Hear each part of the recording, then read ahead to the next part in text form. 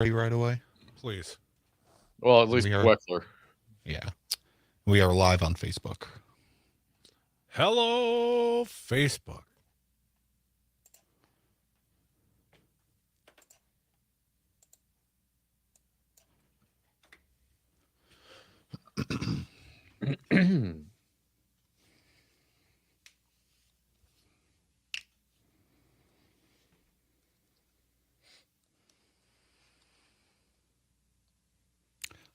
Anything you want to end the segment on?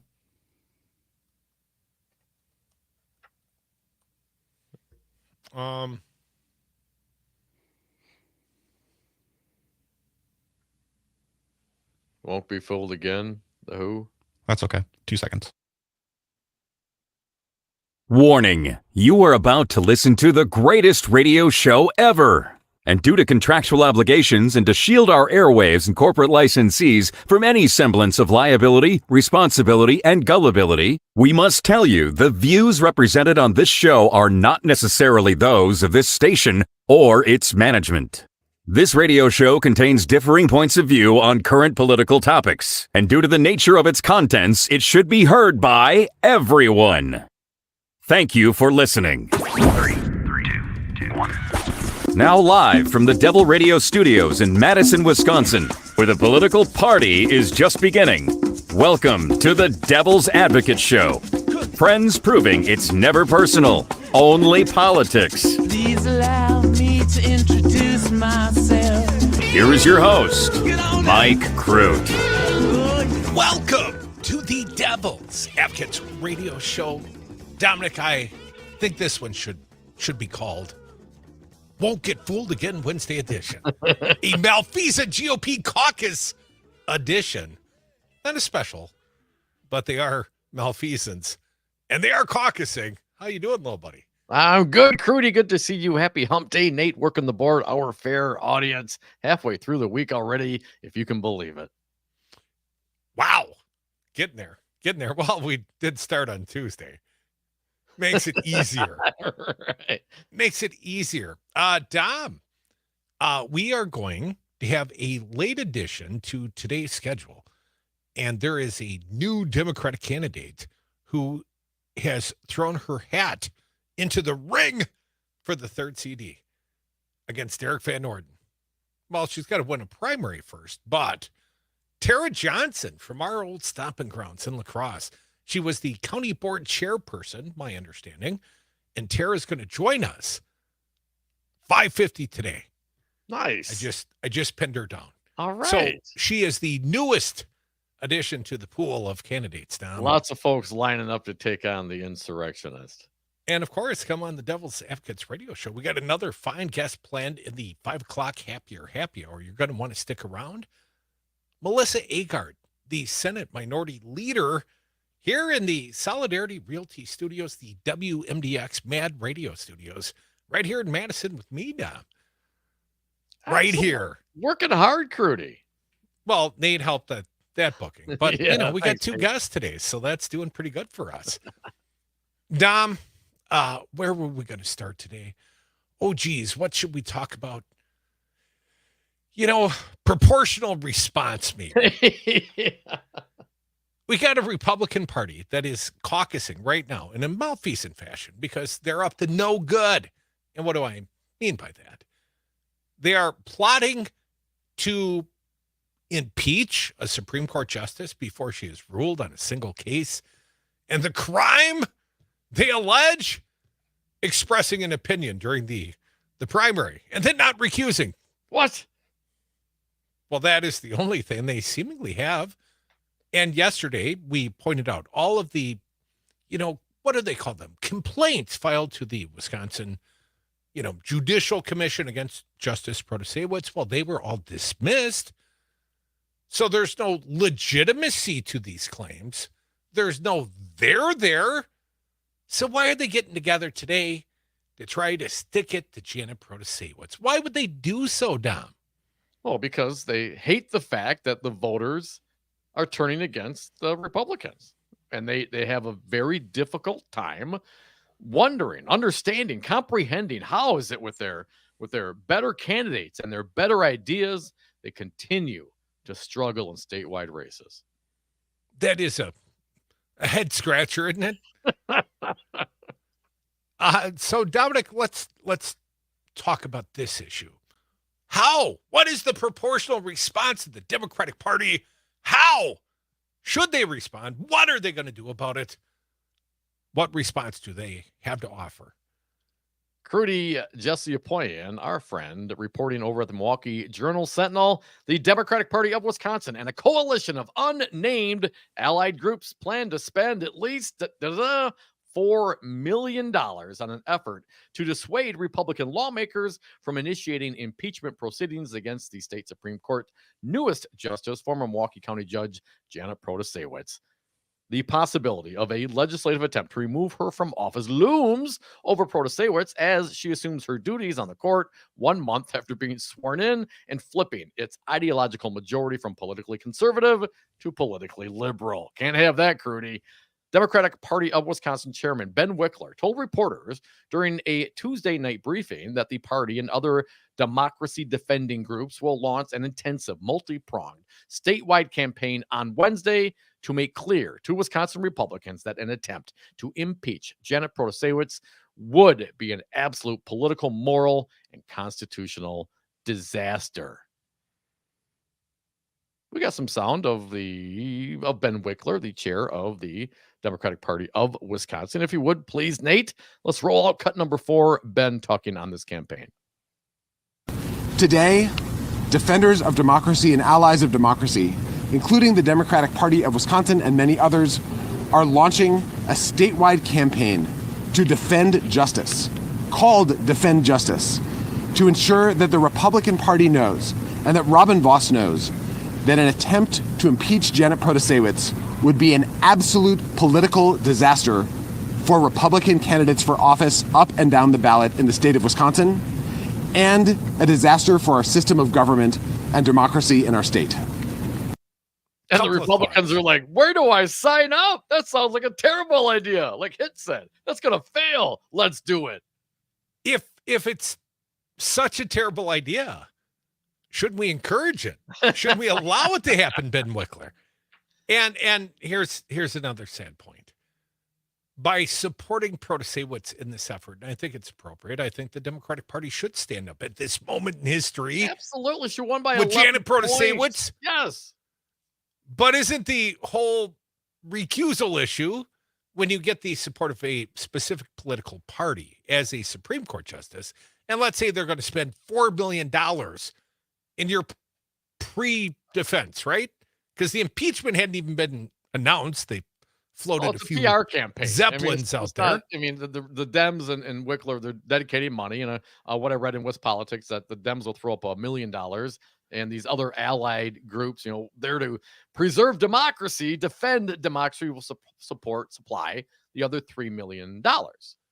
And Ben Wickler, if we can help in any way, 844-967-2789. We are here to stand with Janet Protasiewicz, which is appropriate.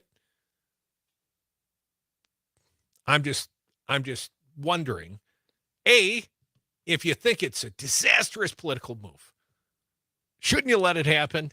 And B, by spending $4 million as a Democratic Party, as a political party, aren't you giving some fuel to the fire of this whole future recusal issue? Because at some point, she already said she well, I know, but I don't think she should. Well, I think she should walk away from that prior pledge like Ron Johnson did. And spend their money on how they want to spend their money. And these other allied groups can do what they want as well.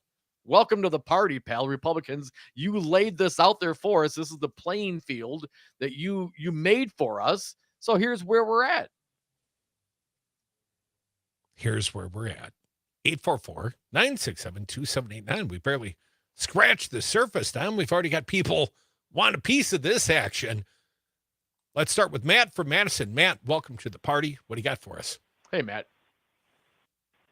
Hey, guys. So the funny thing is, this is basically at every level. I'm talking like local, state, federal. This is who the GOP and conservatives are. When they lose, when they fall out of power, when their stuff becomes really unpopular, they will do whatever they can except actually govern better. Like, that's the one thing they refuse to do when their legislation and when their machinations fall apart and they lose elections. They'll do everything they can except come up with better ideas and try to legislate. They've been doing it since they lost to Obama a second time in 2012. They didn't come up with a better idea for America. No, they did the Benghazi hearings. They did whatever they could to Hillary Clinton. It was insane. But Well, at Matt, no if I point- recall and correctly, I'd say let him do it. didn't Paul Ryan and many of the legislative leaders effectively go out to dinner and pledge to block anything Barack Obama might hope to pass legislatively? Wasn't that the night of his first inauguration back in 2009? Yeah, exactly. And then I feel like it was an Onion headline that said Mitch McConnell pledges to prevent a third Obama term after they lost in 2012. Right? They didn't do anything. They did the same thing with the Supreme Court, with filling vacancies or holding them up. Again, none of that is legislating for the betterment of this country. It's just craven attempts to retain power. That's all it is. Well, Thanks, Matt, Dad. at least you're paying attention. Appreciate your call. Thanks for the call, man. No self-reflection. You know what I mean? No, like, man, we're really losing these young kids. What do you think we should do? Well, Ramaswamy's got an idea. Let's not allow them to vote until they're 25 years old. Oh, that's a great idea. Who was the attorney? The Trump attorney. Well, all these kids, they just got to roll Mitchell. out. Yeah, Cleta Mitchell. They can roll out of their dorms and roll downstairs and go vote. I mean, what? How difficult is that? That's too easy. Let's make it more difficult. I mean, Well, there's no self-reflection whatsoever. There's no need for self-reflection, Dom. The entire fight over the Protasiewicz possible pending impeachment is really about their retention of power through the gerrymandered maps, right? Because that's the whole thing they don't want her to rule on. Let's sneak a few more in here. People calling in, 844-967-2789. Dick from a garage in Madison. Welcome, Dick. What do you got for us? Hey, Dick. Well, guys, guess what they're talking about right now on MSNBC? The very same thing. And a guy that makes me sick to my stomach every time I see him on there is Charlie Sykes. You were a part of what brought this to this state with that former guy, Walker. But they're all going, and Sykes is going, oh, in the fact that we can't find any prominent Republican that will stand up and say no to this. Hey, guess who? Where are you, Tommy Thompson? I'm sick and tired of him getting run up the flagpole as this paragon of virtue and a moderate Republican. BS. Where are you, Tommy? What about Paul Ryan, former Speaker of the House? Yeah, there you go. Moderate Thank that he you. is, Thanks for Fox that. News board member. There you go. Well, Thanks he's certainly again. not going to come out in support of a Wisconsin Supreme Court justice. No. That's They're not his cowards. MO. They're all Courage? cowards. Well, but again, she has Pusha. done nothing wrong, nothing illegal, nothing corrupt. She's been on the job a month. She won by 11 points. I'm down with Whitley. Yes, absolutely. Spend the money. Spend lots of money. Tell the Wisconsin citizens the Republican Party is in disarray. They want to undo an election because they're concerned about losing their grip on power. Light them up all the time. And if we could help you spend any of that $4 million, give We're here for us you, Ben. We're a here. call, 844-967-2789. More Devils. Happy Wednesday.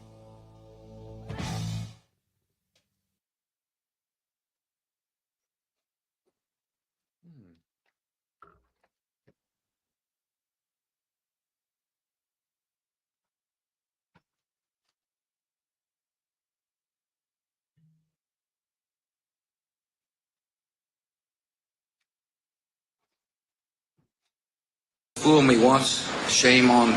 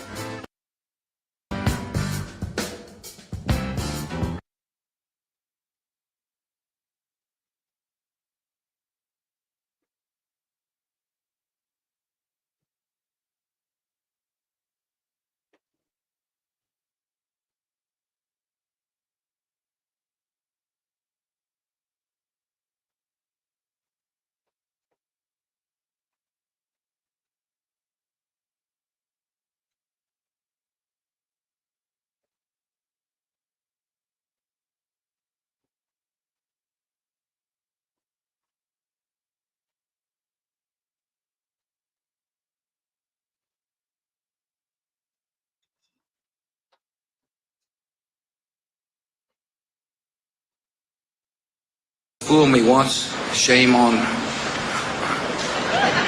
you. You fool me, we can't get fooled again.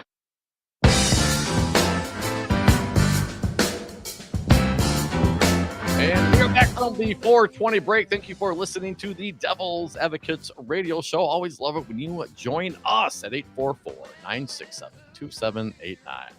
Dominic, I can hear the party going on tonight on State Street, high above the street here in the, I'd like to call it the Devil's Advocate studio, but I guess we don't call it that. The Solidarity Realty Studios, the WMDX Mad Radio Studios, and we're going to the lines. It's all about the lines at 844-967-2789. Our buddy Jesse, I see you calling in from Solidarity Realty, Jesse. You don't have to identify yourself as a realtor. You're a political activist and a friend.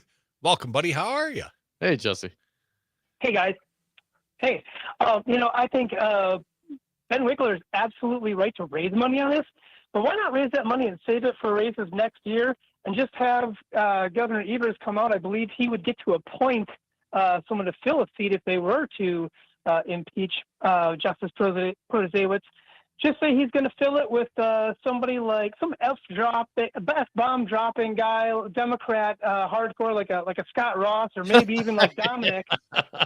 And then that way, Voss and company would be so afraid to actually go through with it that they'd grumble and mumble, move out their ways, and we'd put a couple $1 million in our Jesse, what about the prospect? Okay, let's play this hypothetical out just a little bit farther. So the Republicans go through with their action, and Evers gets an appointment. Now, I don't think that the moderate governor would pick Firebrand, Scott Ross, or Dominic, but that's just because they're not lawyers. But setting that part aside, whoever is the appointee only gets to hold that seat until a spring 2024 special election that would be held in concurrence with the Republican presidential primary. See where I'm going with this, Jesse? It's not a permanent solve. This is not a game we want to play. We don't want to trade pawn for pawn Supreme Court justice for Supreme Court justice, because at some point we end up with an inferior justice. You know what I mean? The people voted for Protasiewicz, even if it was Lisa Neubauer. Absolutely. She wasn't quite as appealing to the electorate. I think I'm being tongue-in-cheek, but I think part of the efficacy of what I suggested would be the threat of somebody that would be even more odious to Republicans would hopefully get them to question their strategy here. And so Dom could be our Donald Trump on the Supreme Court? I'm here for you, Jesse. Vote for me. I'll set you free. Well, it's difficult because we have a governor's race that's not in line with the presidential race. So I think it would boost turnout. When people vote, Democrats win. So I'm fine with that too. Jesse, you're not looking at the timing on the calendar. It would be next spring during a Republican presidential primary. We don't get to pick the timing. During spring. Yeah, right. Yes, right. It Fair always enough. is a spring election. So in April, they would decide at the very same time, my understanding, that the Republicans will be deciding their presidential nominee here in the state of Wisconsin. Oh, yeah, that would be no good then. Yes, because they're already inspired to come out and vote, some for Trump, some against Trump. But what they're not going to come out and do is vote for a appointee of Governor Tony Evers. There's less motivation for the Democrats. Although I suspect if this played out in tandem with abortion, I think it'd be a big deal. I think everyone comes out. Yes, Jesse. Hey, thanks for the call, man. I appreciate it. And I'll expect your vote when I run for Wisconsin Supreme Court Justice. But yeah, Crute, she won by 11 points last time around. If for some reason, she's all of a sudden out because of the malfeasance and continued malfeasance of the Republicans, regardless of what that date is, especially if you got people like, the Democratic Party and some of these other organizations putting money out there, getting the word out. I can't imagine by next April, people are going to change their mind on redistricting. People are going to change their mind where they stand on abortion. And I would imagine people would be fired up enough to overcome the obvious concern about having this done during a partisan Republican primary. So I get that. I get all that. But come on, man. You'd show up. I'd show up. Everybody's showing up. No one's not showing up. If this went down and the Republicans, for somehow, some way, sidelined Protasiewicz, who won by 11 points, you're going to tell me that you're staying home in April? Hell no, man. No, but I'm telling you, it takes a lot of, you talk about keeping the powder dry. The Democratic Party right now is about to expend $4 million that they're not going to be spending. $1 million. What's that? $1 million. And then other associated Correct. people are spending $3 million in tandem. Yeah. Okay, so $1 million that's not going to be spent in support of Tara Johnson, the newest candidate running in the third CD against Derrick Van Orden, right? Not going to be used in state legislative races. I just got introduced to a new candidate in waiting, trying to wait and find out what his map might look like, hoping for a little redistricting. But there are people waiting in the wings to go out and run for something. People seem quite motivated somehow. Yeah, I wonder why that is. I like doers, Dom.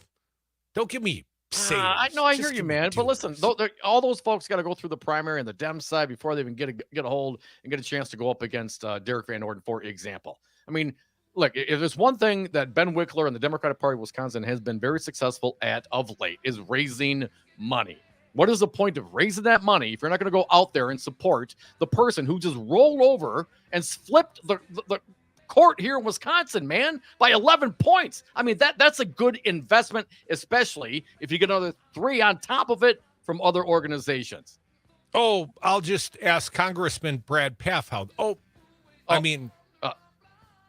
just ask. I guess he's just Brad. State Senator Brad Paff about that. Yeah, Democratic Party support. The problem is they should have spent the money. Here, they're going to spend the money. Okay. Spend some money over here, Ben.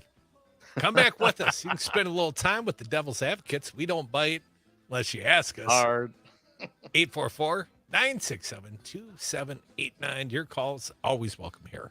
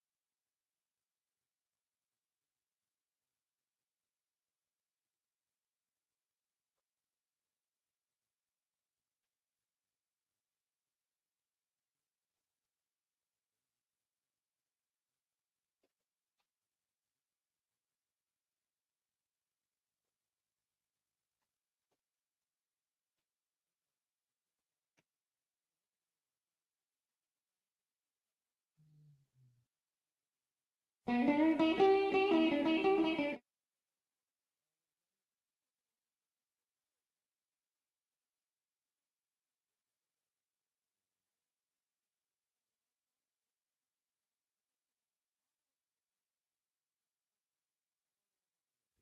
real, they're solid, and they're honest. Find them at solidarityrealty.com.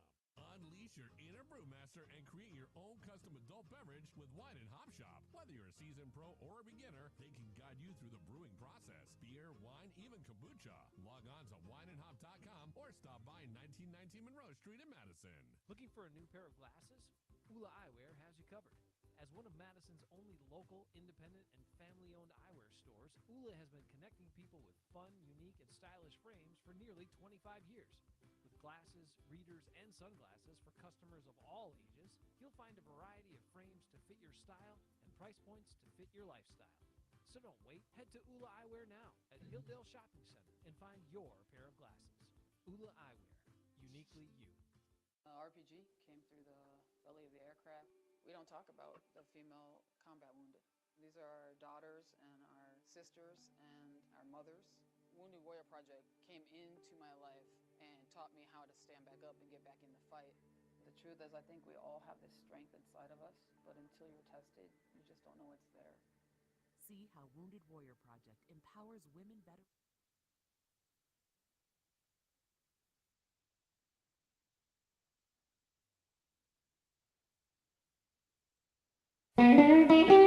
The Devil's Advocates, the fix for political junkies everywhere. Before you accuse me, take a look at yourself. Welcome back to the Devil's Advocates Radio Show. Hump Day edition. We'll take your calls throughout. We got some fine guests coming later, though, so be quick with the dial-in. 844-967-2789. Wisconsin Senate Minority Leader Melissa Agard joins me here in the Solidarity Realty Studios, 505. A little bit later in the show, Dom, we've got a candidate for the third. I want to make sure I get her name right. Tara Johnson. Tara Johnson joining us at 5:50 today. But let's get to the phones quickly. 844-967-2789. I got a little recusal hypocrisy to talk about, Don. Yeah. First, let's talk with Jeannie, our pal from Eau Claire. Jeannie, how you doing, sister? Hey, Jeannie. Good, man. You guys are doing a great job as usual, and it's exciting to hear about the new candidate in my area to get rid of the insurrectionists. But I just wanted to quick make a comment about the modus operandi of the Republicans in the great state of Wisconsin. You know, they have a history of trying to overturn elections by fraud and abuse of power. So hopefully 2 times and they're out. They tried this one. It isn't going to be any good. And Janet should stay right in there, and she put her robe on because we elected her. She didn't do anything wrong, and call their bluff. But Jean, if left to the will of the voters, you know, Republicans could lose their stranglehold over legislative control in the state of Wisconsin. Elections they don't want that to happen. Jeannie. But you know what? We're sick of it. And, you know, a lot of people are going to be aware of it. And I'm glad. You know what? Democrats should be putting advertisements on because the public, you know, don't all, you know, are aware of your new station here. And they don't get the information. I have to tell you this one, though. This weekend, I couldn't believe it, but they had the insurrectionist on. He was visiting one farmer, about the farm bill. And I thought, I bet money he had his own tape recording or his own video of him speaking with one farmer. And it looked like, you know, they were kind of promoting him as caring about the farmers in our area. So, I mean, we do need a lot of different advertisements about what the Republicans are pulling in our state. So I just wanted to give you that feedback. Jeannie, before we let you run off, let me ask you. Have we ever met you? Like you joined us at a Devil's Advocate event party somewhere in the great white world out there? No, but I heard is your station in Chippewa? It is.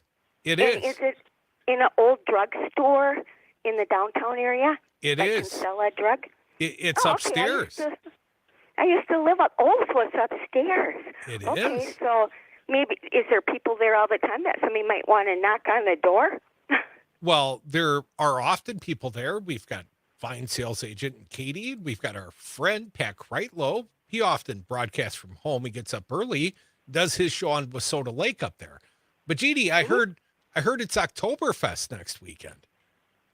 Yeah, that's a great place. Now, I'm in Eau Claire now, so I'm not up there as much, but I was really excited when I heard where you were located. And no, you haven't met me, but I've been calling you for many years. You are my Yeah, you heroes, have. you guys. Well, I love you. let me ask you, Jeannie, if we came up next week, would you come meet us, and would you bring some friends, and could we party at Oktoberfest in Chippewa Falls together?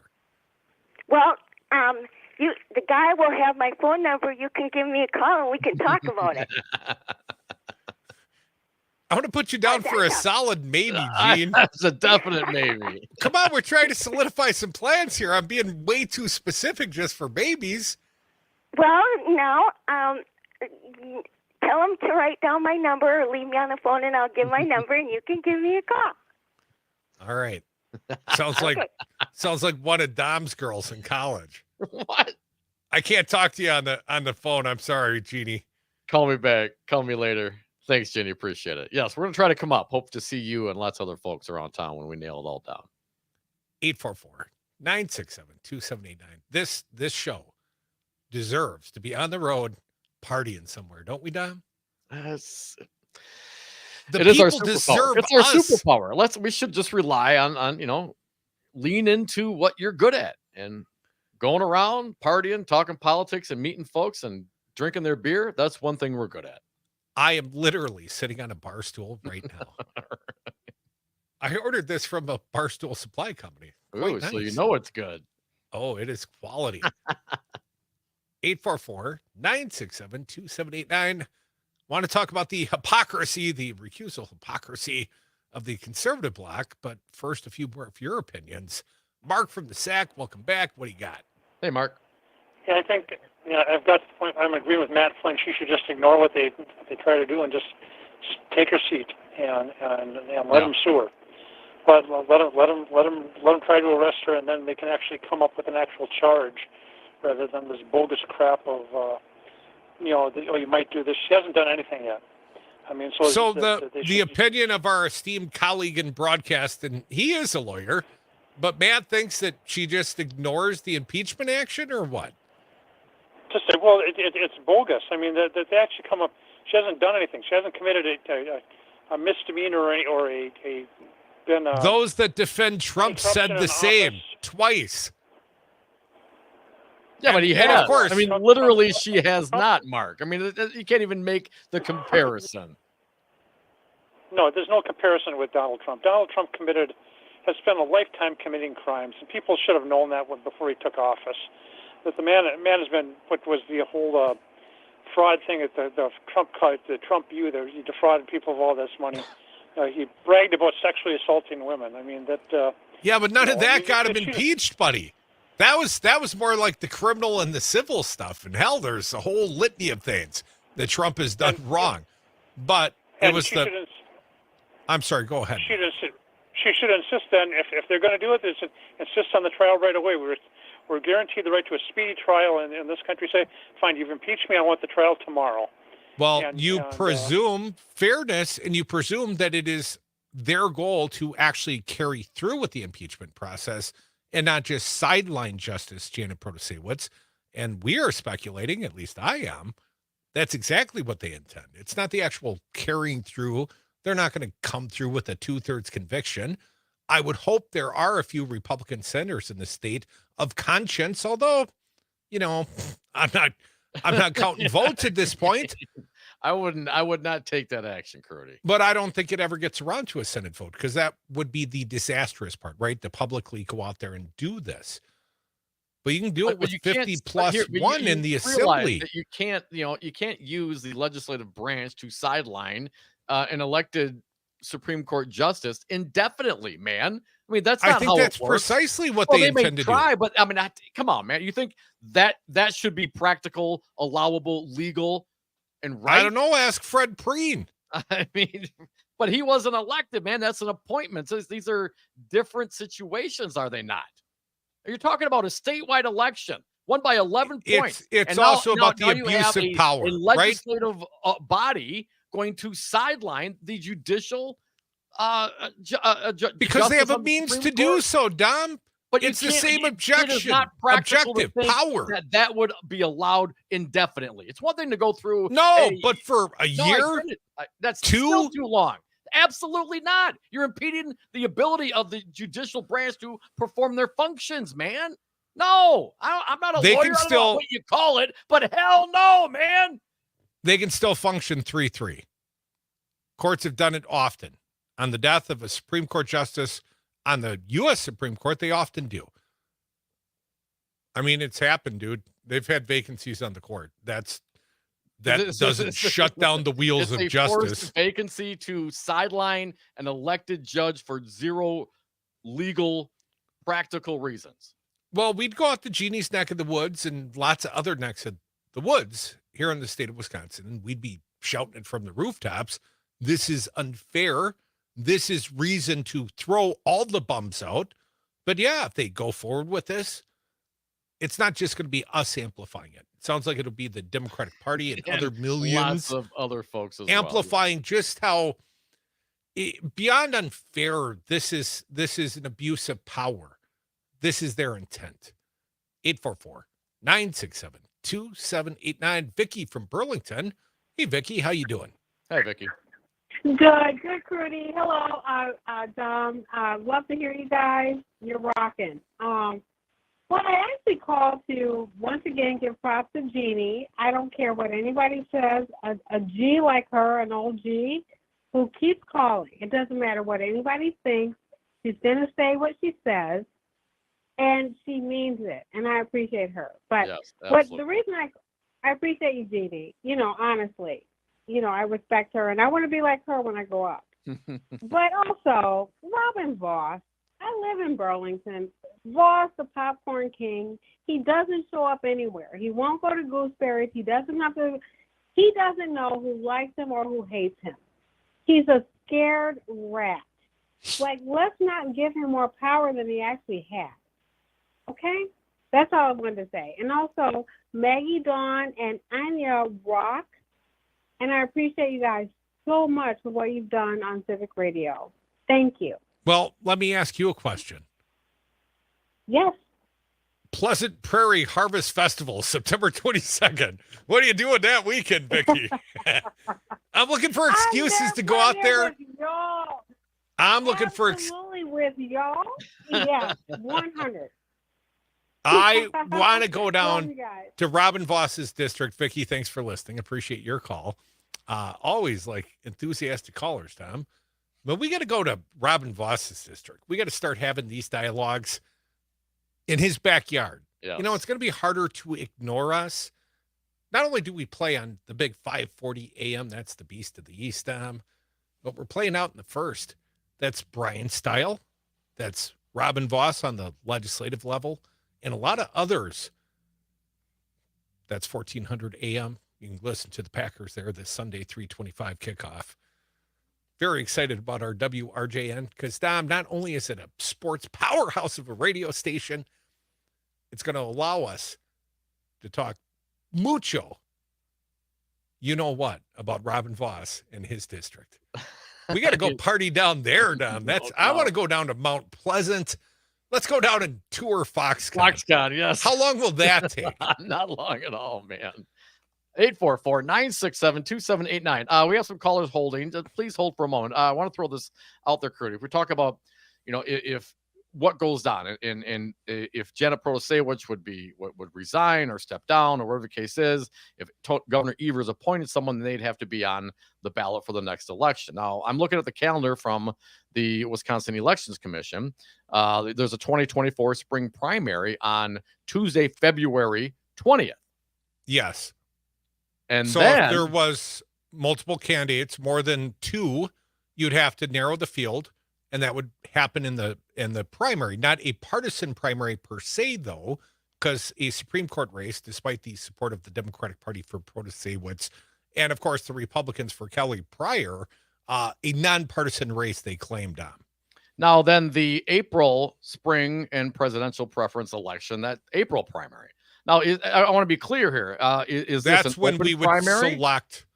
That is when we, the people of Wisconsin, would select if there was a new Supreme Court justice, because Protasiewicz was impeached, even if it was the assignment of the governor. It is my understanding Protasiewicz would, or pardon me, that race would be on the ballot, on the same ballot as the presidential primary for the Republicans. Because, of course, we would think Trump is a shoo-in at this point, but, you know, a couple of indictments might get in the way between here and the nomination. So Democrats could then let their feelings be known. If you wanted to play the game, the Crute game, the vote for the other guy, they could weigh in on the Republican presidential primary and then also vote for a nonpartisan Wisconsin Supreme Court justice. Yes, you could literally. I don't think turnout would necessarily, if that's the scenario, that turnout would be as big of concern as it might otherwise be. Well, it would just be the reinforcement of the Biden vote. There's no competition. It's not a competitive primary on the Democratic right side. now, yes. Well, nobody's primarying Joe Biden. Come back, more devils. Somebody primary Dom.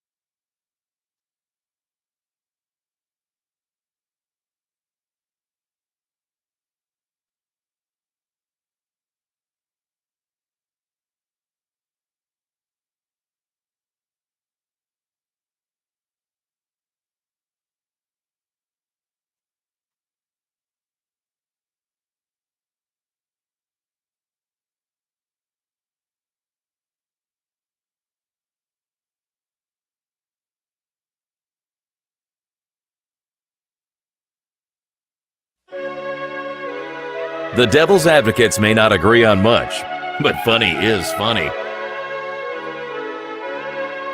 We're back. Thank you for listening to the Devil's Advocates radio show. Join us on the lines at 844-967-2789. Wisconsin State Senate Minority Leader Melissa Agard going to join us at the top of the 5 o'clock hour. Make sure you stick around.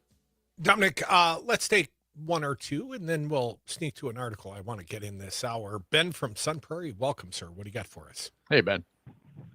Good afternoon. Good afternoon.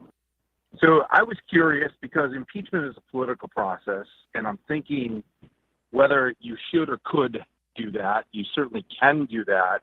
But my question is, in any other impeachment process, the incumbent can continue to do their job. So why, in this case, is that different where a person who's undergoing an impeachment process couldn't rule on a gerrymandered case, for instance. Well, And Ben, second to that is our understanding of Wisconsin law. That's not our interpretation. That's what we've been told by legal experts and prior reporting. Ben. Oh,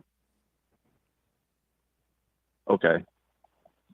Yeah, I was just curious if that was in the statutory piece. Yeah, or not. I believe it is, I appreciate Ben. That part is the non-negotiable part. That is in the law, my understanding. Someone that's actively being impeached. I wonder how that works in Texas. The attorney general actively being impeached, the Republican attorney general by a Republican Senate right now. But anyways, that seems like there is malfeasance. Nothing to really see here. They just don't like the fact that she's probably going to rule against them, predicated on, her opinion that the maps are rigged. Sounds fair. Thank you. Have a great afternoon. There's no fair and love in politics, Ben. Appreciate your listenership. Wisconsin Supreme Court Justice changes tune on recusal she opposed. Peter Cameron, the Badger Project. I found this piece, Tom, over at the Cap Times. Right-wing Supreme Court Justice Rebecca Bad Bradley recently denounced the court's left-wing majority in her dissent in a minor decision in a redistricting case. Here's the quote, Tom. Despite receiving nearly $10 million from the Democratic Party of Wisconsin and declaring the maps rigged, new Justice Janet Protasiewicz has not recused herself from the case. Bradley wrote in August using a pejorative term for the Democratic Party, often used by Republicans. What you call them, Demorats? Democrat Party. Oh, I see. These 4 left-wing justices will adopt new maps to shift power away from Republicans and bestow an electoral advantage for Democrat candidates, fulfilling one of Protasiewicz's many promises to be the principal funder of her campaign. Wait, is she actually suggesting that bestowing an electoral advantage for Republican candidates would also be unacceptable? Oh, no. No. Okay. Just the way the chips fell with those. Yeah, I mean, least change maps that she ruled upon, Dom. Now, Bradley is right about the huge sums of cash Protasiewicz received from the Democratic Party of Wisconsin, which gave her about $10 million in her 2023 campaign. But she left out a relevant nugget of information. Bradley voted against a rule that would have forced the state high court justices to recuse themselves in cases involving their campaign donors. Uh-oh. So she had a choice, and she voted against it, Dom. You want to take over here? Yeah, I'll jump on here. Crute again from the Cap Times. The issue dates to 2017 when a group of retired judges asked the Wisconsin Supreme Court to enact a ban barring justices from ruling on cases involving an individual or organization that had donated to a justice's campaign. At the time, the 5-2 conservative majority controlled the court. Bradley joined her right-wing colleagues, which included current Chief Justice Annette Ziegler, to kill the proposed recusal rule. The petition asks us to infringe the First Amendment rights of people of Wisconsin who wish to participate in judicial elections, either through supporting a candidate directly or speaking out on issues in a judicial race, Bradley wrote in her opinion. The people of Wisconsin, like everybody else in this country, have a First Amendment right to do that. They have a First Amendment right to speak out in favor of the judges they support and in opposition to the judges they oppose without being penalized for exercising their free speech rights. In my mind, this petition is somewhat shocking in its disregard for the Wisconsin Constitution and the United States Constitution, particularly the First Amendment. Bradley's stance on Protasiewicz's recusal is inconsistent. Ed Miller, a political science professor emeritus at the University of Wisconsin-Stevens Point and a longtime watcher of the Wisconsin Supreme Court, wrote in an email, "Often people think that the court is not a political body," he added. "In fact, it is and always has been." Bradley did not respond to a request for comment sent to the court's public information officer. During the campaign, Protasiewicz promised to recuse herself from cases involving the Democratic Party of Wisconsin, which had already donated large sums to her campaign. The Wisconsin Supreme Court is currently considering 2 different redistricting cases. The Democratic Party of Wisconsin is not a direct participant in either, although the party has a vested interest in the case's outcomes. Yeah, everybody does. Many experts say Wisconsin is one of the most gerrymandered states in the country in favor of the Republicans who drew the maps. State law allows individuals to donate up to $20,000 per election to a candidate for the Wisconsin Supreme Court. But a legal loophole in Wisconsin permits unlimited donations to political parties, and parties also have no limits on how much they can donate to candidates. So huge sums can circumvent campaign finance limits by flowing through parties to candidates. Former Wisconsin Supreme Court Justice Janine Jeske and Louis Butler both signed the donor recusal petition back in 2017. So Dominic, that Bradley had an option. Yes, she could have voted for the recusal rules. She now bemoans the lack thereof. This campaign finance law here in the state of Wisconsin, unlimited money flowing to the political parties, even from corporate donations, my understanding, maybe I get that part wrong, but I believe you can give the party as much money as you want. In my understanding, yes. That's and then the party can turn around and reallocate that money back to a campaign. So what would seem obscene as a direct contribution to an individual candidate and blow campaign finance laws out of the water is completely acceptable when you give it to the Republican or Democratic Party of the state of Wisconsin. And here in the state, currently, through the rainmaking leadership of Ben Wickler, the Democrats seem to be better at this game. Isn't it ironic, Tom? I still feel like, as I hear this being described, I'm like, isn't that the definition of money laundering? To take money from a source and funnel it through an intermediary to make it legal. It's a workaround, man. It's a joke. I mean, we have no campaign finance laws. I mean, if the only difference is you can't direct the money that you're giving to the party, well, let me tell you something. If you're giving the party huge sums of money, you can probably, suggest where they may want to spend it if you have that kind of cash. So it's a joke, and it's a joke because the Republicans want it that way. And as you mentioned, the irony, Crudy, they're getting beat at their own game. So Ben Wickler, if you got some extra cash laying around, feel free to give it to Civic Media. And then stick around, because we got a fine guest coming in studio here in Madison next. She is State Senator Melissa Agard. She is the Senate Minority Leader, Democrat, friend of ours. Come back, more Devils.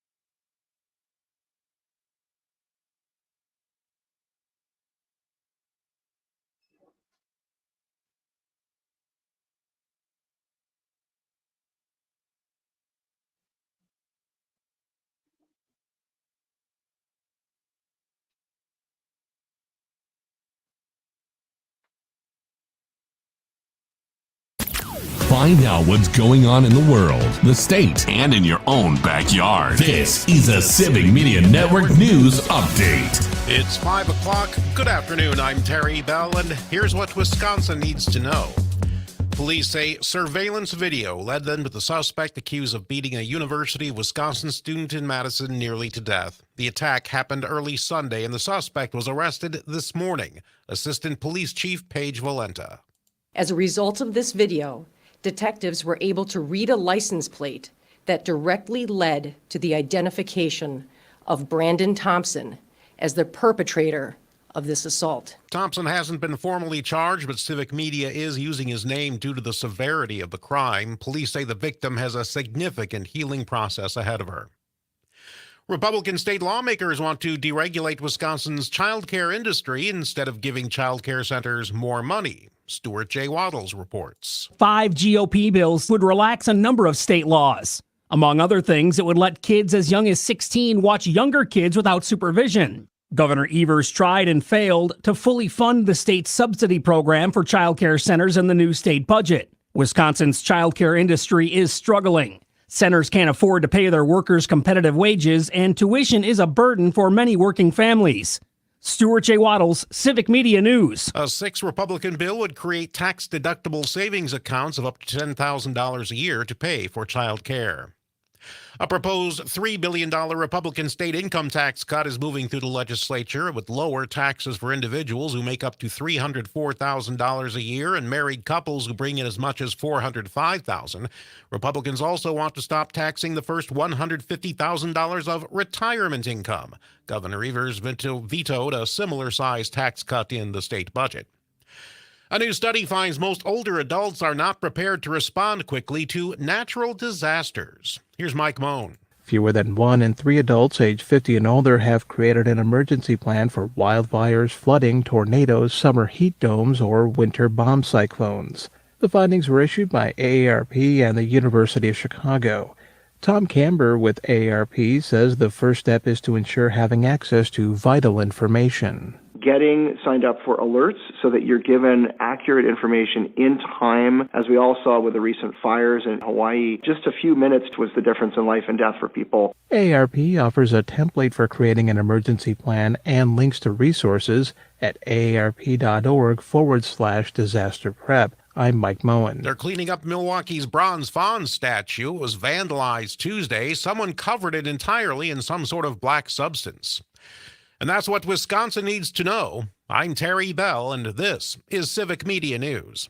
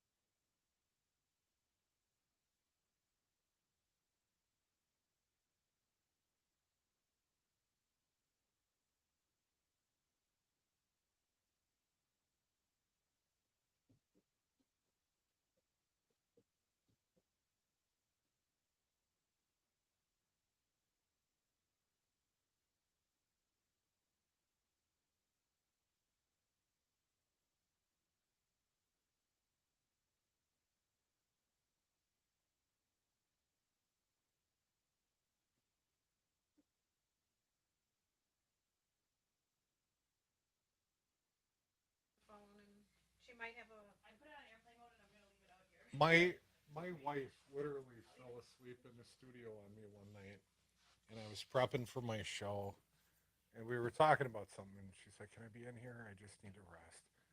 And the next thing I know, she's asleep, not this studio, before we moved here. And it wasn't so bad that my wife fell asleep, but then her phone rang. Oh, shoot. And then she answered it. Oh, shoot. And then I threw a pin at her across the room and get out of my studio. So are these are the, and that's how I'll hear. Yes, and if just give me like a thumbs up or down, like, and we can adjust them. Yeah, and can you hear me there? Loud, too loud. How am I sounding here? Test 1 2, test 1 2. It's a little quiet. Check, check, check. A little bit more. Test 1 2, test 1 2, test 1 2. That's better. Perfect. Thank you. The second one, if it happens to get too loud, so you just reach across. You can zoom me with it.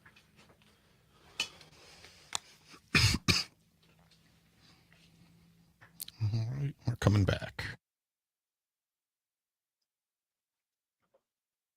Warning, you are about to listen to the greatest radio show ever.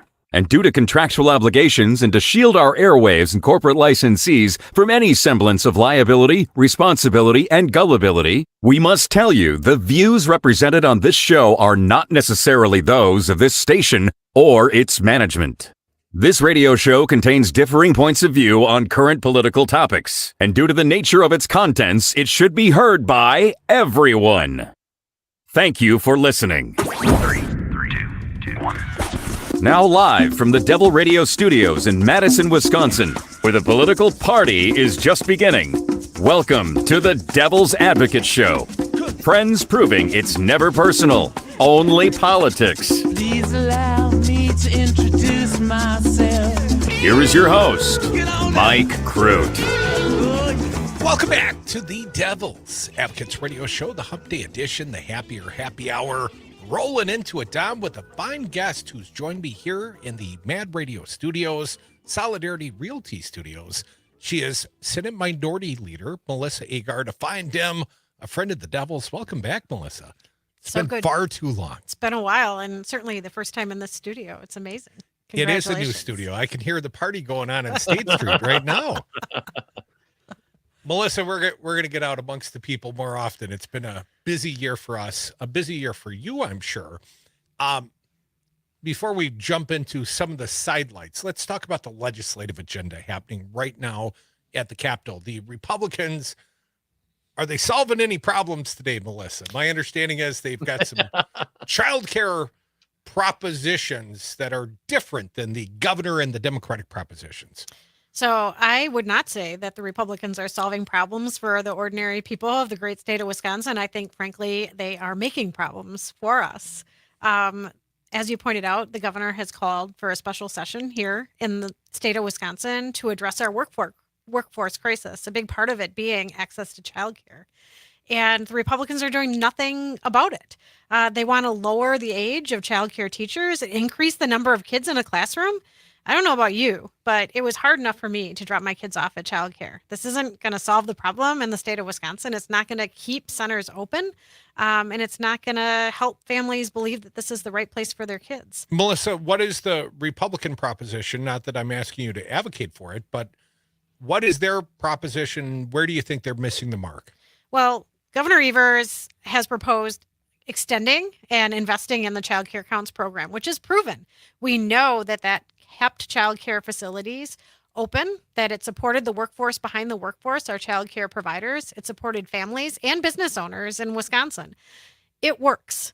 Why not continue going down the path of something that is proven to work? Instead, the Republicans have put out confetti bills that will increase the number of kids that are in a classroom, that will lower the age of the child care providers.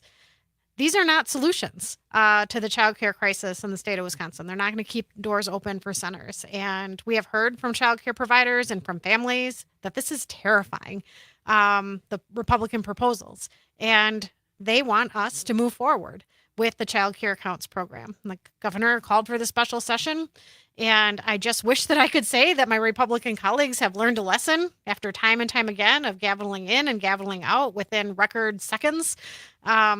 I'm not sure that this is going to be taken any differently, but clearly Governor Evers and Democrats are working for Wisconsin and wanting to ensure that our families and businesses have what it needs to be successful and that we're taking care of our kiddos, right? Like we all care about one another's kids here in Wisconsin. Well, I hate to worry about the feelings of our governor, but this is intended disrespect when they fail to take up his special sessions and perhaps they believe in these same issues. Certainly their constituents believe there has to be some sort of childcare remedy. Whether or not they offer viable solutions, that's a different thing.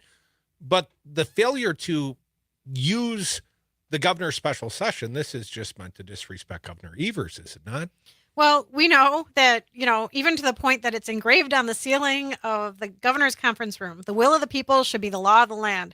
People in Wisconsin want us to take care of our kids. They want women to have reproductive freedoms. They want us to legalize weed, for God's sakes. They want water to not have PFAS. They want us to protect our schools. They want us to all be safe from gun violence. That's Wisconsin's values. Those aren't Democratic values or Republican values. Those are Wisconsin values.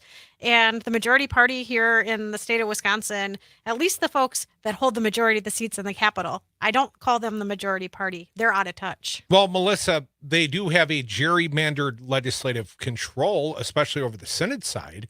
In fact, they've got a 2/3 supermajority, despite the fact they get less than 50% of the overall votes here in the state of Wisconsin. That gives them the power, air quotes, to consider impeachment. And they are starting to flex their muscle. Our understanding, Republicans in caucus today, taking up consideration of whether or not to impeach a Supreme Court justice who is yet to rule on a single case. But if she doesn't recuse herself, well, they're going to strip her. And of course, conservatives have shown their hypocrisy on this. Bradley didn't vote for the recusal rules, but she bemoans the fact her colleague won't recuse. Well, none of them recused. We remember Prosser. We remember the history here. So where do you think we stand on this impeachment? And do you think it will be taken up? Will we have a Senate trial of Janet Protasiewicz? Well, I'm here to tell you that my Republican colleagues are not coming into my office and letting me know what their plans are. That's probably not a big news flash for y'all. Maybe if you offered them a spotted cow, Melissa. Well, or a trip down to South Beloit. But if the Republicans... We know the way. But if the Republicans in the state legislature decide to impeach Justice Protasiewicz before she's even ruled on any sort of case, it's an affront to democracy, not just in Wisconsin, but across the nation. And we will see people rile up and stand up and demand accountability. It will, again, take another chip out of the block of the Republican Party. Their base will continue to walk away from them. Justice Protasiewicz simply stated the facts when she was running for office. Facts that have been quoted by Republicans and Democrats. Facts that have been quoted by people who hate politicians. The numbers and the science behind it, Wisconsin is a gerrymandered state. And gerrymandering to the point that it is affecting the Republicans' ability to push policy through the Capitol building at the expense of what the people of Wisconsin want. Even issues that the majority of Republicans want us to take action on are not moving forward simply because Democrats and Governor Evers raised their hands in agreement with them. That's not democracy. And it is absolutely terrifying and I think an affront to what our nation was built on, that Robin Vos is leading this charge against Janet Protasiewicz like a 2-year-old having a temper tantrum because they can't have ice cream for dinner. This is not okay. And I very much want believe 2 scoops, Mom. It's the wrong flavor, right? I wanted the blue ice cream, not the white ice cream. So, we need to stand up and, it's time for the people of Wisconsin to make sure the phones are ringing in the Capitol and letting the elected officials know that they are our bosses, because that's the way it stands. The good people of the state of Wisconsin are the bosses of the elected officials, and they need to hold us accountable. It's time to hold us accountable. Folks, you're listening to the Devil's Advocates radio show. That is Melissa Agard. She is the Wisconsin State Senate Minority Leader and a friend of ours. Melissa, thanks for coming around. Great to see you again. We talked about it earlier. Got a text also. Ben Wickler, chair of the Democratic Party, announced they're going to put about $1 million in. They're going to combine forces with some other groups to spend about $4 million, educating Wisconsin on the malfeasance of the Republicans. Number one, what do you think about that effort by the Democratic Party? And number two, if this goes down as it seemingly might, do we shut it down? What is the proper reaction when there is an affront upon democracy again by Republicans? This time, not January 6th, but here in Wisconsin. What do we do? Literally, what is the practical activities that we need to engage in if that goes down? Yeah, so, we are seeing the fact that the Republicans in Wisconsin, led by Robin Vos, are once again trying to change the rules of the state of Wisconsin because they don't like the rules and they're not serving them anymore. And, ultimately, at the end of the day, the good people of the state of Wisconsin are the folks that need to be in charge. I think that what Ben is doing with the Democratic Party, raising alarms, educating people on what's happening. No one twisted the arms of over 1 million voters in Republican districts to vote for Justice Protasiewicz in this race. This was a decision that was between individuals and themselves and their ballot boxes. And the fact that Speaker Voss is so terrified of the people of Wisconsin having their voices heard, he wants to change the rules so that elections don't matter anymore. And frankly, here in Wisconsin, we're not going to stand for that. And people across the nation are watching. Melissa, the issue of reproductive rights, obviously, it was a big part of why so many came out to the polling places in April, and probably part of the reason Protasiewicz won by 11 points. But the dynamic hasn't changed. Abortion is still illegal. We haven't seen any rulings from the courts yet that might be coming down the pike. I'm sure Robin Voss and the Republicans would like to exclude Protasiewicz from that ruling as well. But let me ask you, there has been talk of some sort of legislative compromise. Republicans seemingly just electorally need to blunt this issue. I mean, while women have no rights, they're angry. They vote in force. They're not going to vote Republican. They see them as the agents of this bad policy. Do you see any compromise on this issue? Any legislative solution? I mean, I've heard perhaps exceptions for rape or incest, but Evers doesn't think that goes nearly far enough, correct? There is no compromise. My body, my choice. And I will stand with women and reproductive bodies in the state of Wisconsin until they have the ability to make their own personal healthcare decisions. These decisions should involve no one other than the individual and their doctor, if they choose to consult their doctor for those, through that process. And the legislature has no business being involved in that. It is a continued chipping away at personal autonomy in the state of Wisconsin. And if people don't think that after reproductive freedoms being attacked, that people aren't going to be attacked for others situations in their lives, they're sorely wrong. We've already seen bills being introduced that will directly impact trans people in the state of Wisconsin.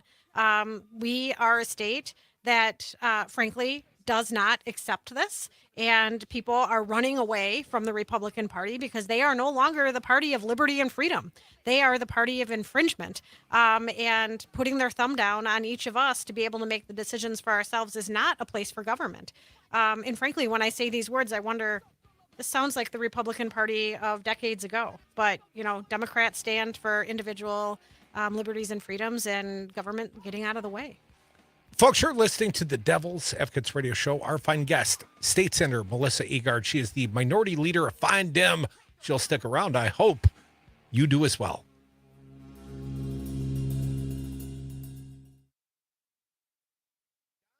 How many palindromes can you name in 30 seconds? Race car, mom, dad, reefer, kayak, level. Did I say mom already? You're forgetting one really important one. Zero res. Not only is it the coolest palindrome ever, it's also our favorite. Right, I remember. Why is that again? They advertise with us. Zero res, my favorite palindrome. And carpet cleaner. And Get the best carpet cleaning ever. Schedule your carpet cleaning online at zeroresmadison.com. Tell them the Devil's Advocate sent you. Experience Nightlight, September 8th and 9th from 5 until 10:30 p.m. Presented by Joy Engine. The dazzling spectacle is an immersive 4D light festival taking place in Milwaukee's historic Mitchell Street neighborhood. Digital animations, dance, music, art, and fashion combine to create a visual, family-friendly sensory experience outside of 710 West Historic Mitchell Street, home of Mitchell Street Arts. The event is family-friendly and free to the public. Don't miss this iconic event. Nightlight, where art comes to life. Information at joyengine.org. Weather in a Moment is brought to you by Chad's Design Build, building a better world one remodeled home at a time.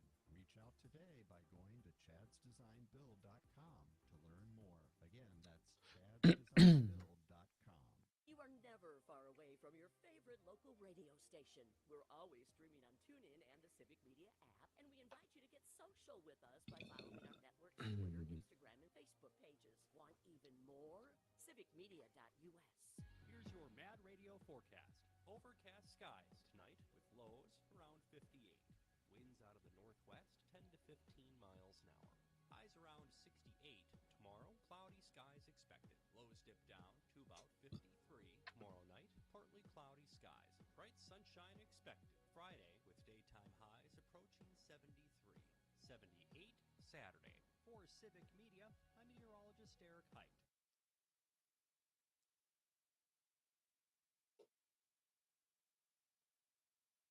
All right, here we go.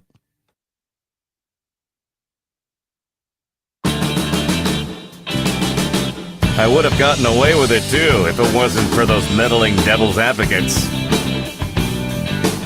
And we're back. Thank you for listening to the Devil's Advocates radio show. Wisconsin State Senate Minority Leader Melissa Agard sticking around for another segment. Thank you, Melissa. Appreciate you doing so. You know, I was reflecting on one of the first times we met. I think you must have been recently elected. We just started doing a radio show, and you were the first one, Melissa, of the people we asked to ever answer the question properly. Do you support the legalization, regulation, and taxation of legal cannabis in the state of Wisconsin? You said yes, Melissa. That was like 12 years ago. And now we fast forward to now, we look around Michigan, Illinois, Minnesota, hell, even Iowa, you can get some medicinal weed. Melissa, where do we stand now? And what do you think the hang up is? Well, we know in Wisconsin that the most dangerous thing about weed is that it is illegal, and we are certainly an island of prohibition. With Minnesota right next door becoming the 23rd state in the nation for responsible adult usage policy, we know now that the majority of the people in our nation now have access to legal weed.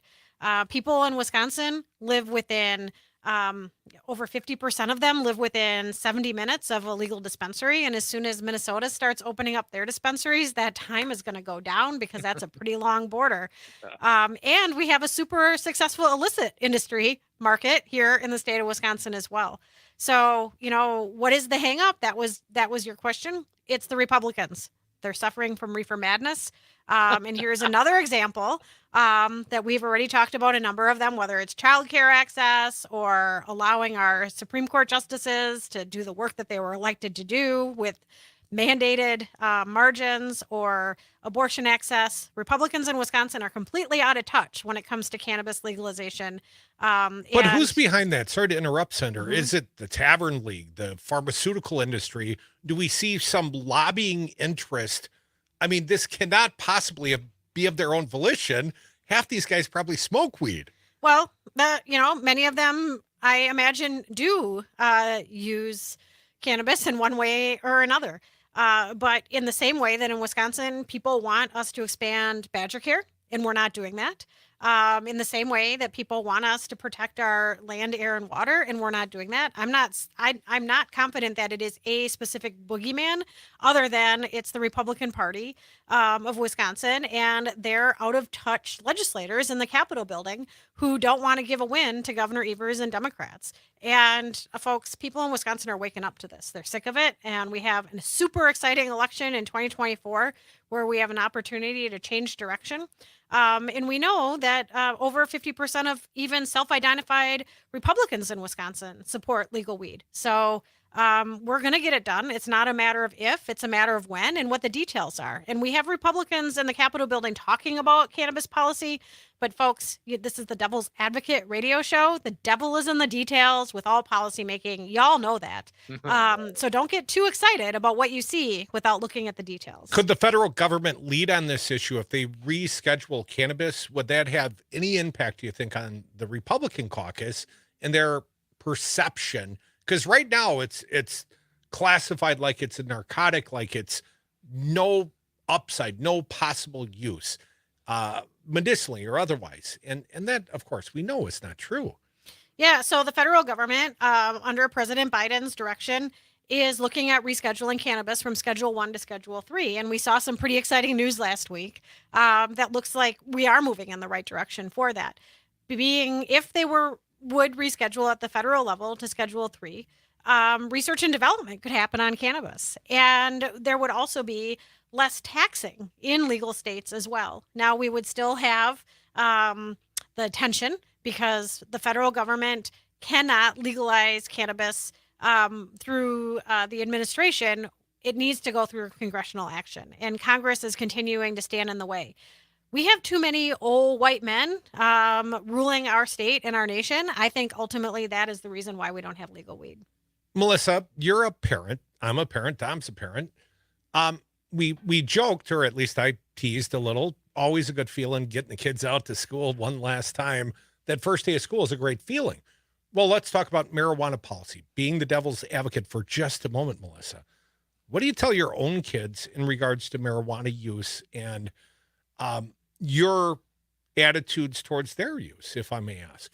Absolutely. So the bill that I've drafted, that I've been a champion for over 10 years, has age restriction of 21. I know that our kids' bodies and brains are still developing until they're in their mid-20s. And it's important for all of our kids to get good sleep and eat healthy food and get good exercise and put their screens down. And I feel the same way when it comes to access to cannabis. In states that have legalized cannabis, we've actually seen no increase, and in some states, a slight decrease in youth usage, because you can actually have educated conversations with your kids and talk to them about the effects of cannabis on their bodies. In the same way that probably we don't want our young children swearing or drinking wine or smoking a cigar, we don't want them smoking cannabis. Well, they got different rules at Dom's house. Melissa Agard, Wisconsin Senate Minority Leader. Obviously, you said we have an election coming up next year. Where do you think we have an opportunity? Pare down on that. What are you talking about? What opportunities do you think we can take advantage of? Yeah, well, a big part of it is the fact that the road to the White House is going to be right through the state of Wisconsin. It has been for many presidential election cycles. And people need to be paying attention to whether or not they want someone who's actually standing up for the working class, our unions and our families and our kids' future, or if they want to be voting for a party that's throwing temper tantrums and looking for self-preservation and destruction. We know that the reelection of Tammy Baldwin is important, and the potential of creating more balance in the state legislature if we can get those new maps, if the Republicans stop trying to rig the system and throw temper tantrums because they're not getting their way. Quite frankly, I believe that we have a very good chance to have 33 senators and 99 assembly members up for re-election next fall, which would create a more fair and less rigged system for all of us.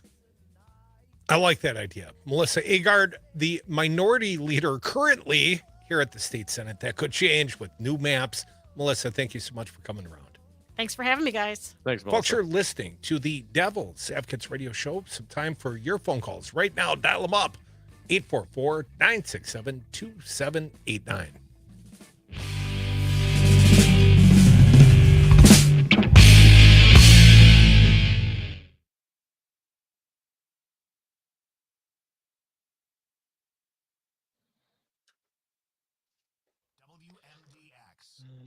ABC News, I'm Andy Field. According to court documents, special counsel David Weiss intends to bring an indictment against Hunter Biden by the end of this month. Fulton County judge denying a request to separate the trials of co-defendants Kenneth Chespro and Sidney Powell in the Georgia election fraud case. Special prosecutor Nathan Wade. A trial of these 19 co-defendants will take 4 months, and that does not include jury selection. And it's also predicated upon whether or not, of course, the defendants elect to testify or not. Judge ordering the two to stand trial in October. Chester County Prison Warden Howard Holland finally disclosing how escaped murderer Danilo Cavalcante got out of prison by climbing a wall and razor wire installed after another inmate escaped last May. In the escape of Cavalcante, the tower officer did not observe nor report the escape. The escape was discovered as part of the inmate counts that occurs when inmates come in from the exercise yard. This is ABC News. Your home for local news, weather, and sports across the airwaves and always streaming on the Civic Media app.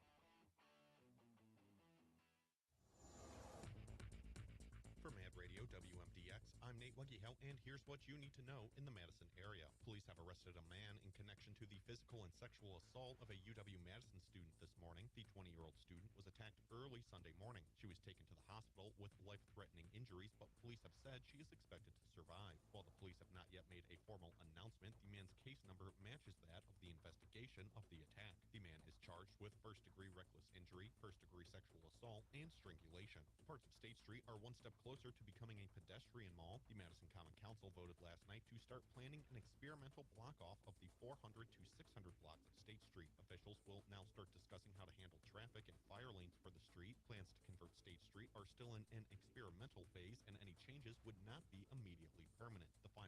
will still need another vote later this year. I'm Nate Wookiehelt, and this is Mad Radio WMDX Madison.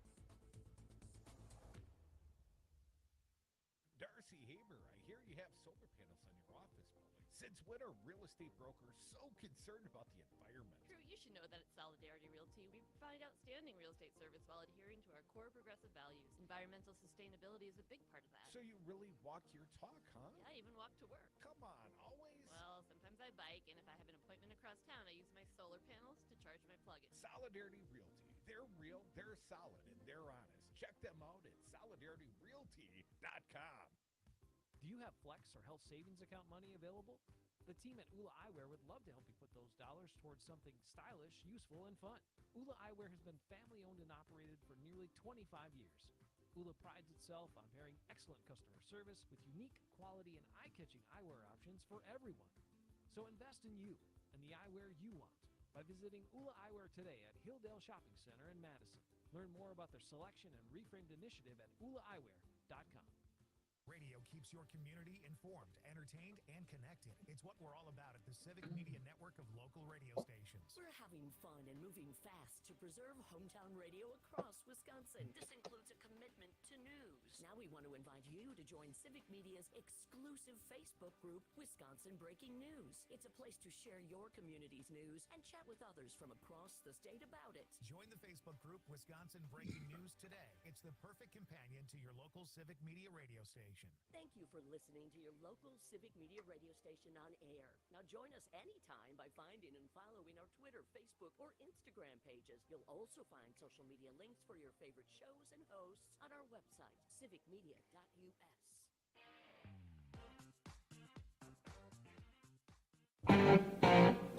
I don't know if you know the Devil's Advocates, but the show is kind of a big deal.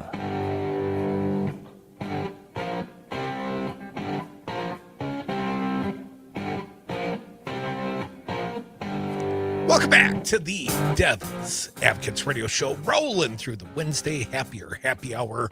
Always happy when Melissa Agard comes around.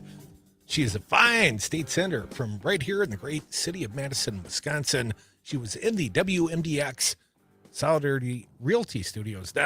We appreciate her coming round. And we got another fine guest joining us at 5:50 today. She lives in the 3rd Congressional District. And if you look at the back of your left hand, like Russ Feingold used to do it, that's over by the pinky, and then kind of ducks up to like Wisconsin Rapids area for some unknown gerrymandered reason. Right. But effectively, it's mostly along the river, mostly in the southwestern portion of Wisconsin. And then there's that jut out. I have a mole there, so I kind of call that, the jut out of the 3rd CD. But anyways, why was I bringing that up? Oh, yeah, because we've got a candidate running for Congress in the 3rd CD. Tara Johnson, she joins us soon. You can join us right now. 844-967-2789. We know it's not going to be Deb McGrath. We know it's not going to be State Senator Brad Pfaff. Both of them ran for the seat the last time. Now, Pfaff won the primary, lost the general to Derrick Van Orden, about a 4-point swing. He felt unsupported by the DCCC, the campaign mechanism of the congressional Democrats. And, perhaps with good reason. They didn't spend any money to support this guy late in the race. And this had been a Democratic seat for a long time under Ron Kind. Yeah. Planting seed corn for a long time in that district. Big seed corn planter, that Ron Kind. And Ron had endorsed Brad Pfaff. And Brad made it through the primary over Deb McGrath and Rebecca Cook, but didn't have enough to get over Van Orden. Now, I'd like to think Van Orden's true colors are shining through, Dom. I mean, at least confirmed. Van Orden has been pretty screamy, and, he's trying to play the moderate. Someone told me Van Orden was out at a farm the other day. He was nose to nose with Senate, interns that are 16, 17 years old, screaming at him for being in the Capitol and taking pictures of the dome. Come on. Like I said, he's moderated, Dom. Yeah.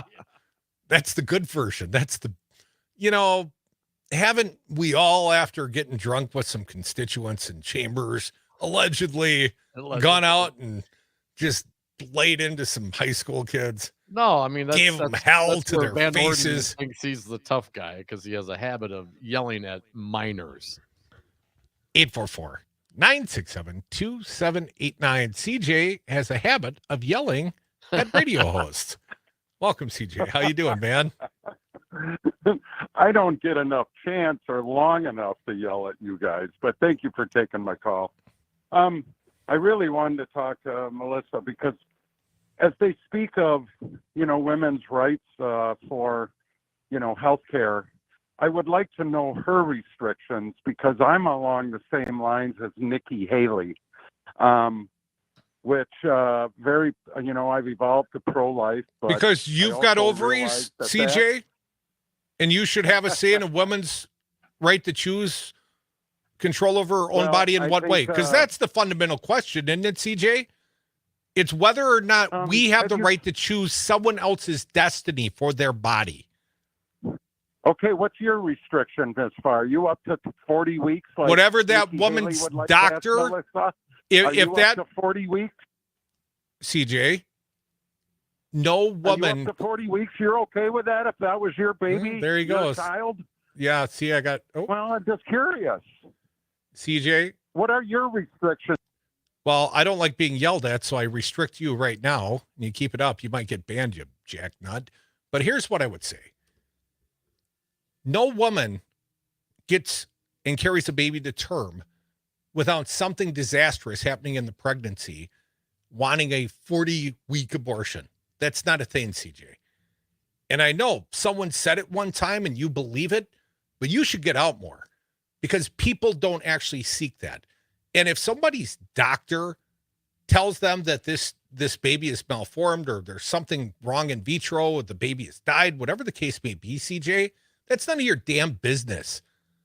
I don't want your interpretation of what Nikki Haley thinks some woman can do with her body, dude. Do you understand that point? The fundamental problem, CJ, is it's not your body. Just my thoughts. Hate to yell at the audience. 844-967-2789. It's not your body, CJ. And where do you individually get the right to tell someone else what they must do with their body? You know what I mean? And to extend that question, where do the Republican Party, where do the pro-forced government birthers, where do they derive their authority to tell you, well, you can't have an abortion after this many weeks or that many weeks or this many weeks or those many weeks?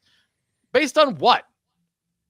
Where do you not derive usually that science power or that wisdom, CJ? You know what I mean? It's not up to you. It's not up to me. It's up to the woman. It's up to her doctor. It's up to them. And they got to live with those circumstances, whatever they may be. That's up to them.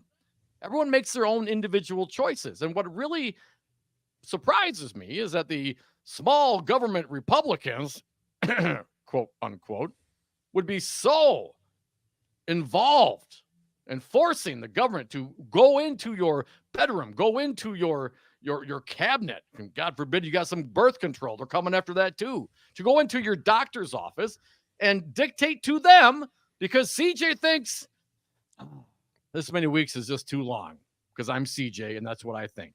You don't have a say in it, man. You shouldn't have a say in it. And that's one of the big problems we have is a lot of older white men, CJ, think that they can dictate to other women, all women, how they must live. Women are second-class citizens in the state of Wisconsin as we speak right now. CJ? 844-967-2789. Kathy calling from Jefferson County. Welcome, Kathy. What do you got for us? Hi, Kathy. Hi, guys. I get to listen to you quite often, and my blood starts boiling every time CJ gets on the radio because he, like so many other males in this country, are not understanding that this United States, the color of it, the politics of it are changing. And it's because of the silent majority that he is and every other male Republican are afraid of what's coming. And we have been speaking to issues that are important to women, people of color, the gay cohort in this nation, and it's changing. And I get so tired of CJ getting on the air and making accusations that are so erroneous that he really shows his ignorance. Women do not get abortions at the late term stage in pregnancy. And where does he get off on this? He's showing his ignorance. And I get so tired of him doing this. I even turn your station off when he gets on because he's so biased for reasons that can only be because he's a white male that doesn't have an understanding of what this world, this United States, is changing. And he has to either get on board and change or let it go because it's coming. It's change. And the face of our nation is changing. So that's all I got to say, guys. Seemed like plenty, Kathy. You had a bunch. It's the truth. It is. Yeah. Sister, you preach it. Thank you for your call and your listenership, Kathy. Do certainly. If only it impacted the desired audience member. Yeah, well, I mean, the good news about a guy like CJ is, he speaks for, until we get other Republicans. We get a few conservative callers here and there. We take all callers, 844-967-2789, but he gives a good cross section. You want to hear what the wackadoodle mega conservatives are thinking today? Well, you don't need to, take 10 callers from mega country. Just get CJ once in a while and he'll get you up to speed.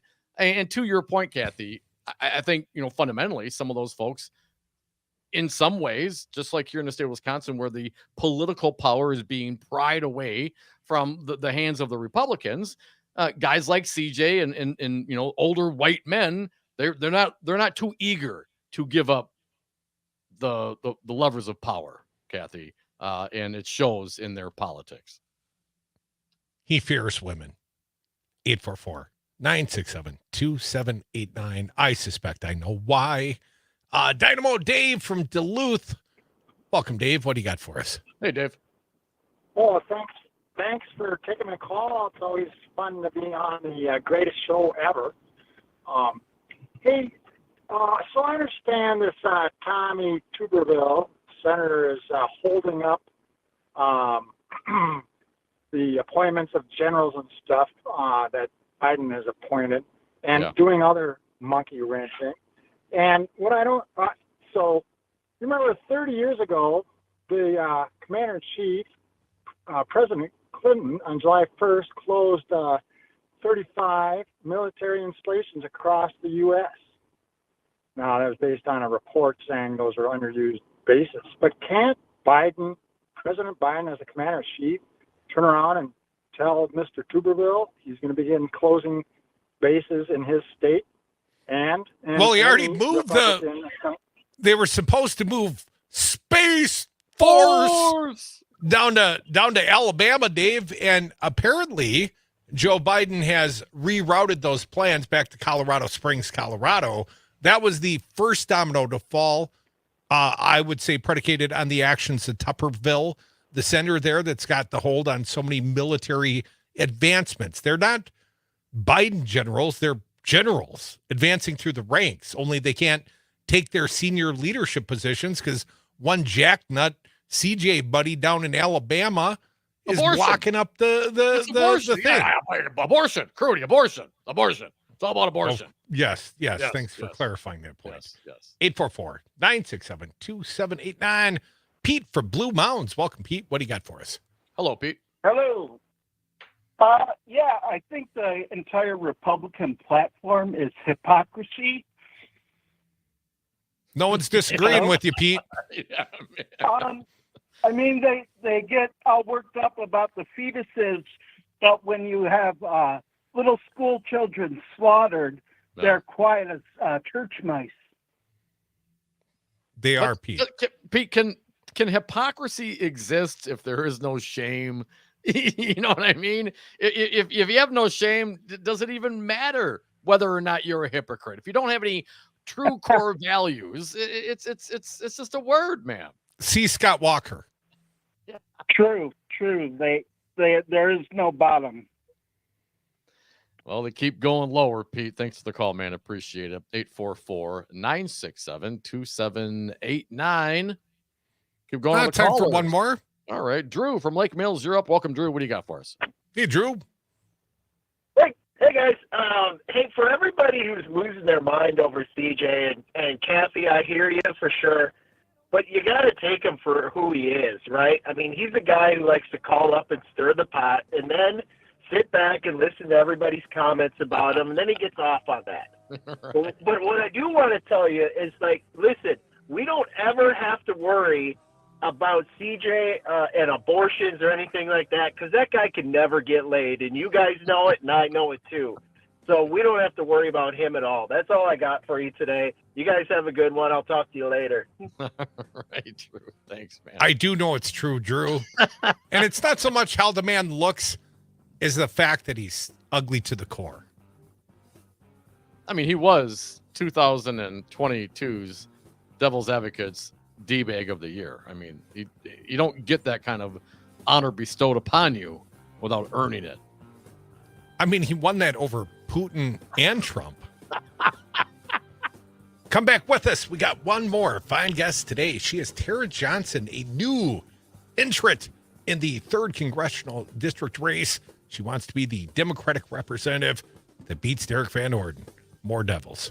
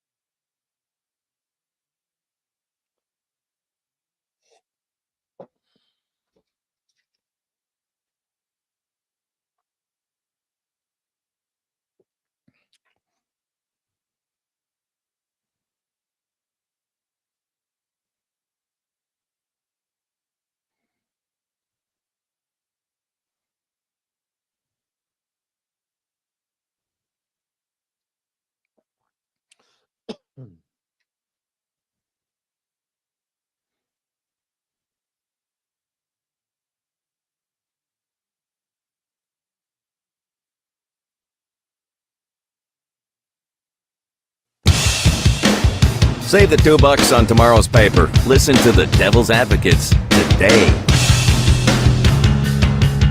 And we're back. Thank you for listening to the Devil's Advocates radio show. If you missed any of this fine program, go to civicmedia.us. You can click on programs, download, listen to podcasts and interviews, found out more about the great products available at the Civic Media Network. Dominic, we've got a fine guest. She's going to join us momentarily. Her name, Tara Johnson. She is a Democrat, and she's entering the 3rd Congressional District field. And you know we don't like the 3rd CD current office holder, No, man. Derrick Van Orden. No, we don't like him, not a lot. She is the newest entrant in the field. She is Tara Johnson. Tara, welcome to the Devil's Advocates radio show. Hi, Tara.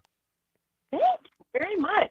Thanks, guys. So Tara, lacrosse is home for you. I understand you've served prior, little political background in lacrosse. Tell us about it. My political background is 20 years on the La Crosse County Board of Supervisors. So first got elected in 2000, beat a 12-year incumbent by, I think it was 18 votes or something really impressive like that. But have served on the county board since then. Until 2020. And the last 9 of those were as chair. And did not seek re-election in 2020 because my husband lied to me and told me he was retiring, and it didn't happen. Oh, no. You made him the bad guy already, Tara. Tara, Already. do you have a day job, quote unquote, outside of politics? What's life look like for you? Yeah, I am retired from the United Way system and from public service on the county board.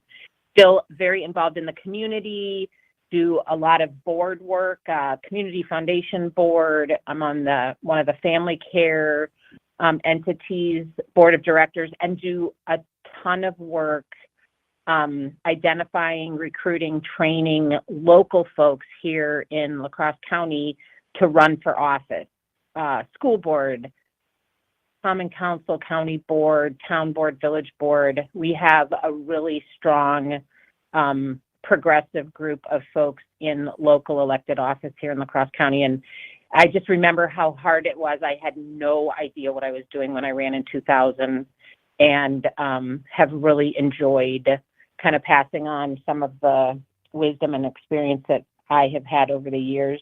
There's a whole group of us that helps do this work, and it keeps me very busy. Well, Coach, it sounds like you called your own number on this one. Tara Johnson, she is our fine guest. She is a candidate, a newly declared candidate for Congress in the 3rd CD. And Tara, let's talk about the current guy that holds that seat, Derrick Van Orden, that had been a Democratic seat under Ron Kind for years and years. And Derrick Van Orden is a rookie congressman, and our every perception, Tara, this guy is very vulnerable. How are you going to beat him? Yeah, maybe he beats himself because he's such an embarrassment, right? And he is so ill-equipped for the job. But really, the way we beat him is that we run on the values of the 3rd district, which is, I kind of think of myself as an all boats rise kind of person. And I think that there are a lot of values that are held by most of us in the 3rd CD, and they are very different than the views and the actions of the current office holder. And so the way I win is talk to folks about that, listen to them, bring people together, just like I did in, my county board days. And before that, I had a career in the United Way system, and remind everybody of what we hope for, and that we are not well represented by the current office holder. And what he seeks to do is divide. I am definitely a bring people together kind of person, and have a lot of experience that proves that. Folks, you're listening to the Devil's Advocates radio show. Tara Johnson, she's a candidate for Wisconsin's 3rd congressional district. Tara, what are some of the issues you think that people can unite around, even given the huge partisan gap that we have? What do you think are the common goals of the folks in the 3rd?